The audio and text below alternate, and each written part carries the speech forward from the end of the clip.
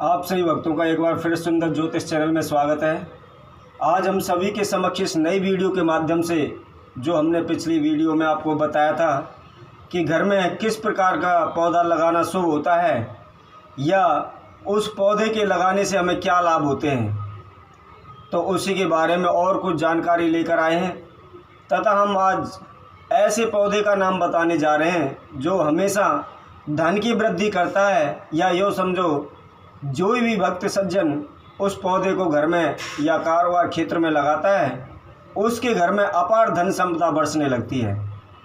तो सभी भक्तों से निवेदन है, जिस किसी ने इस चैनल को सब्सक्राइब नहीं किया है वो सभी सब्सक्राइब करें, लाइक करें तथा कमेंट बॉक्स में जाकर कमेंट अवश्य करें। तो आइए हम सर्वप्रथम बताते हैं रबड़ के पौधे के बारे में। यदि किसी भक्त सज्जन के बिजनेस में, कारोबार में बारंबार हानि हो रही हो या किसी प्रकार की रुकावट आ रही हो तो उन भक्त सज्जनों को दक्षिण पूर्व दिशा में रबड़ का पौधा लगाना चाहिए। ऐसा करने से बिजनेस में निश्चय ही सफलता प्राप्त होती है। उसी तरह आगे जेड प्लांट का पौधा है।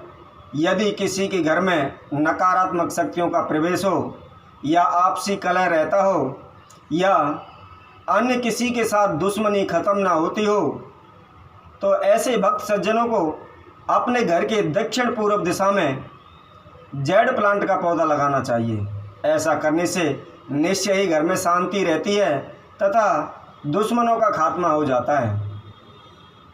इसी तरह घर के अन्य पौधे भी हैं तथा अनेक प्रकार के फूल भी हैं। सभी भक्तों के लिए जानकारी के लिए मैं बता देता हूँ। कुछ लोग अपने गमलों में रखकर छत पर वृक्ष लगाते हैं, पेड़ लगाते हैं, तो मैं उनसे यही जानकारी देता हूं कि छत के ऊपर कभी भी लंबी आयु वाले या लंबे बड़े पौधे नहीं लगाने चाहिए। वहां पर केवल छोटे पौधे या फुलवारी पुष्प जैसे पौधे का ही वहाँ संरक्षण करना चाहिए।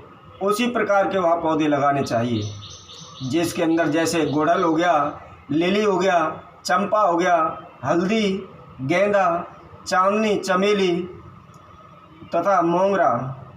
इस प्रकार के पौधे से आप छत को शोभायमान कर सकते हैं। उसी तरह एक हर श्रृंगार का पौधा है। यह पौधा स्वयं लक्ष्मी का प्रतीक होता है। यदि कोई भक्त सज्जन हर श्रृंगार के पौधे का पुष्प लक्ष्मी माता को समर्पित करता है तो लक्ष्मी माता उन्हें प्रसन्न होकर मनवांछित फल प्रदान करती हैं तथा अपार धन संपदा उनके ऊपर बरसने लगती है। उसी तरह जिस प्रकार हमने अन्य पौधों के पुष्पों के बारे में बताए थे, जैसे कि मैंने आपके पौधे बताए गुड़हल, लिली, चंपा, हल्दी, गेंदा, ये हमेशा छत के ऊपर उत्तर पूर्व या पूर्व दिशा में लगाने चाहिए। और चांदनी, चमेली, मोगरा, यदि आप इस तरह के फूल लगाते हैं तो यह छत के ऊपर हमेशा पश्चिम दिशा में लगाने चाहिए, या अन्य सफ़ेद फूल से संबंधित जो भी पुष्प हैं वो पश्चिम दिशा की ओर लगाने चाहिए। तो आइए हम जिस पौधे के बारे में आपसे जिक्र कर रहे थे या बता रहे थे कि वह अपार संपदा का प्रतीक है और उसको लगाने से निश्चय ही धन में वृद्धि होती है, तो वह पौधे का नाम नरगिस है तथा इसको इंग्लिश में डैफोडिल कहा जाता है। यह हर एक कार्य को करने में निश्चय ही सफलता प्राप्त करता है। जैसे किसी के घर में उच्चाटन रहती हो, अशांति रहती हो, धन में वृद्धि नहीं रहती तथा संतान समक्ष अनेकों प्रकार की जो समस्या होती हैं, यह सभी में कारगर सिद्ध होता है तथा इसको लगाने से अपार धन संपदा या ये कहें कि धन की वर्षा होने लगती है। यदि कोई भक्त सज्जन इसका पौधा, नरगिस का पौधा जो कोई अपने घर में लगाता है उसके निश्चय ही धन वर्षा तथा कारोबार में वृद्धि तथा मन में शांति तथा ग्रह कलेश आदि जैसे समस्याओं से छुटकारा मिल जाता है।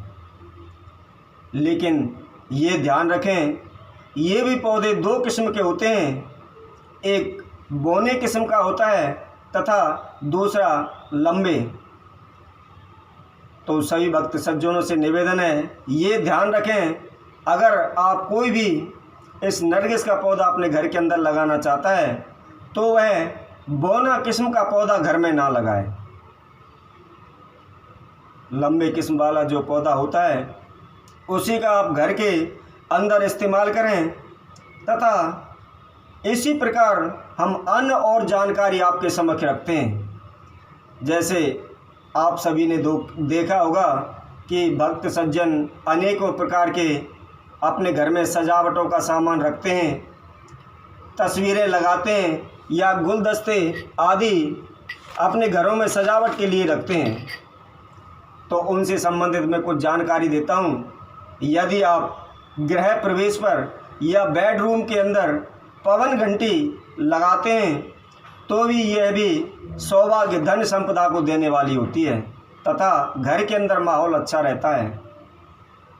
यदि किसी बर्तन के अंदर आप पानी भरकर उसमें फूल वगैरह की पंखुड़ियाँ डाल दें तथा कुछ पुष्प डालकर वो आप प्रवेश द्वार पर रखते हैं तो यह घर के अंदर पवित्रता लाता है। उसी तरह जो भक्त सज्जन है, यदि कोई भी बुद्ध की प्रतिमा या तस्वीर लगाता है तो ये भी सुख समृद्धि एवं सौभाग्य प्राप्त कराता है। यदि कोई भक्त सज्जन पेंटिंग लगाना चाहते हैं तो उनके लिए मैं बता दूं, जैसे फूल से संबंधित कोई पेंटिंग है या सूर्योदय होते हुए की कोई पेंटिंग है या झरने आदि की पेंटिंग है, ऐसी पेंटिंग को आप गृह प्रवेश के मेन द्वार पर तथा बेडरूम में लगा सकते हैं और इसको लगाने से घर में हमेशा शांति बनी रहती है, मन प्रसन्न रहता है तथा कार्य आदि करने में बरकत होती है। तो सभी भक्तों से निवेदन है, आप हमारी वीडियो को शुरू से एंड तक अवश्य देखा करें ताकि संपूर्ण जानकारी आप सभी भक्तों तक पहुंच सके। आगे आने वाली वीडियो में हम आपको गणेश जी महाराज से संबंधित कुछ बातें आपके समक्ष लेकर आएंगे, क्योंकि आपने देखा होगा बहुत से लोग अपने घर के मेन गेट पर गणेश महाराज की तस्वीर लगाते हैं, तो वह शुभ होती है या अशुभ होती है, या गणेश महाराज की जो सूंड होती है वो किस दिशा में होनी चाहिए और किस दिशा में होने से घर में शुभ होता है, या कारोबार क्षेत्र है तो वहाँ पर गणेश जी की किस दिशा वाली सूंड की प्रतिमा प्रयोग में लानी चाहिए,